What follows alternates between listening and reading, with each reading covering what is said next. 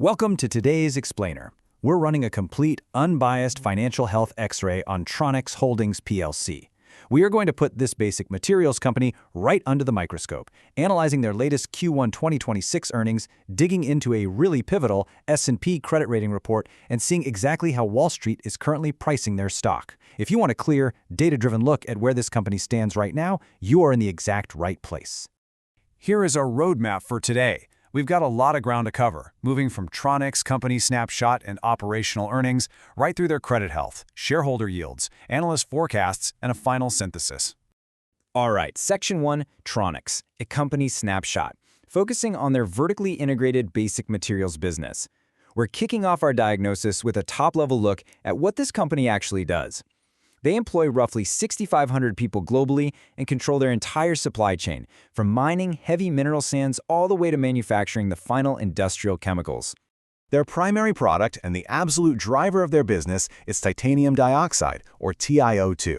Now what is that? It's basically a brilliant white pigment used to add brightness and durability to everyday products.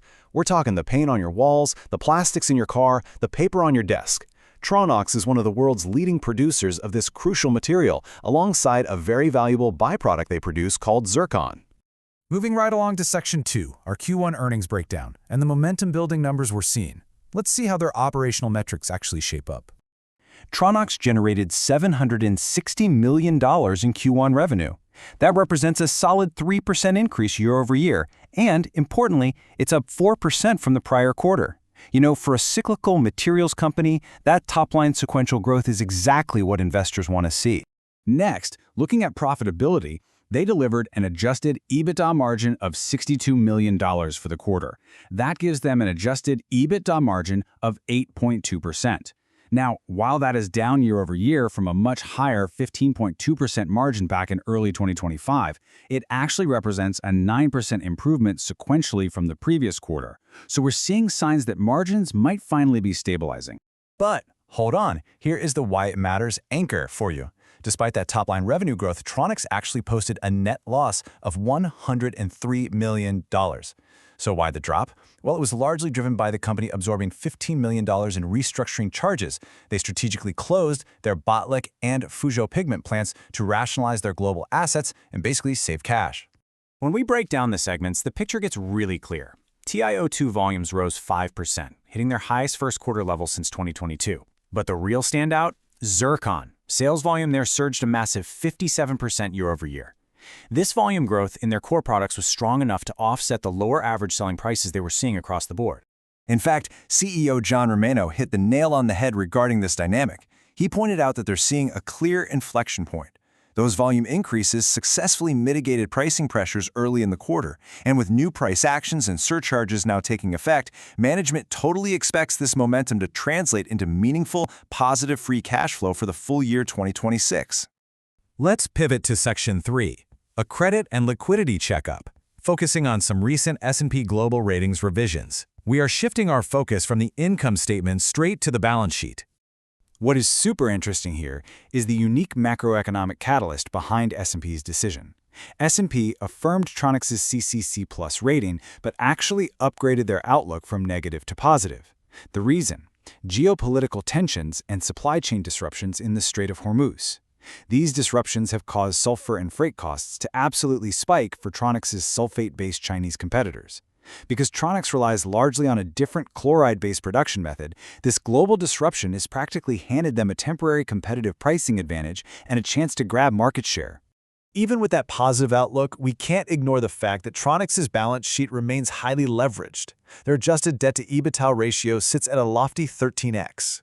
However, S&P does estimate a 1 in 3 chance that Tronox can reduce this leverage down to the 8.5x area over the next year.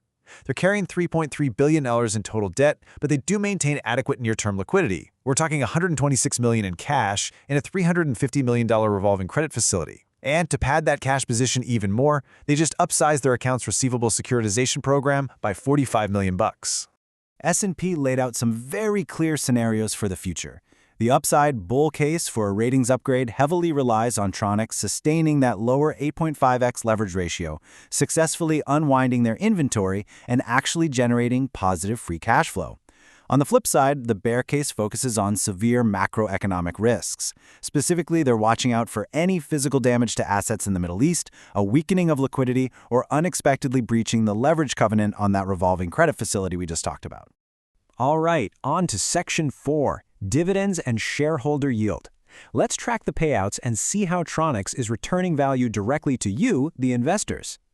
As it stands right now, Tronox currently offers an annual dividend yield of 2.99%, which translates to a payout of 20 cents per share annually. In the basic materials sector, a near 3% yield is definitely something that catches an income investor's eye. But context is absolutely crucial here. This 2.99% yield comes after a really significant dividend cut. For most of 2023 and 2024, Tronox was paying 12.5 cents a quarter. Then, in early 2026, to preserve much-needed cash on that highly leveraged balance sheet we were just looking at, they slashed the dividend by 60%. It dropped to just 5 cents per quarter. Next up, Section 5, Wall Street's price targets and the current analyst consensus. Let's step back and gauge the broader market sentiment. Right now, the street is overwhelmingly neutral on Tronox. The ratings are heavily weighted toward the middle, with 5 analysts issuing a hold rating against just 1 buy and 2 sells. The 12-month price targets paint a really detailed picture of market expectations. Against a current trading price of roughly $6.69, the median price target sits at $8. That implies a pretty nice 19.6% upside over the next 12 months. However, look at the incredible spread here. The targets vary wildly from a bearish low of $4 all the way up to a bullish $11. That massive range perfectly reflects the volatility and the cyclical nature of the titanium dioxide market. Finally, Section 6, synthesis and final outlook. Let's put it all together. We've covered the operations, the credit, the dividends, and those analyst targets. Let's synthesize this whole puzzle into one cohesive outlook.